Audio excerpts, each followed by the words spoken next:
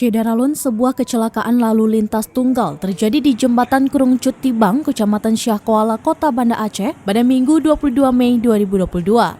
Truk bermuatan besi jembatan terbalik di sisi kiri Jembatan Krungcut. Besi jembatan tersebut diangkut dari perbatasan Rukoh yang berada tidak jauh dari Universitas Minabang Sagat Sempena menuju Jembatan Krungcut Alunaga di dekat Universitas Ubudiyah Indonesia. Saat dijumpai serambinus.com di lokasi kejadian, Hamdani, supir truk mengatakan saat melintasi jalan tepat di ujung jembatan terdapat jalan sedikit menurun. Ia tidak bisa menguasai laju kendaraannya dengan baik sehingga truk oleng ke kiri kemudian hilang keseimbangan. Tidak ada korban jiwa dalam kecelakaan tunggal ini, namun sejumlah pembatas tembok jalan rusak tertimpa muatan besi. Dari Banda Aceh, Aulia Prasetya, Serambi On TV.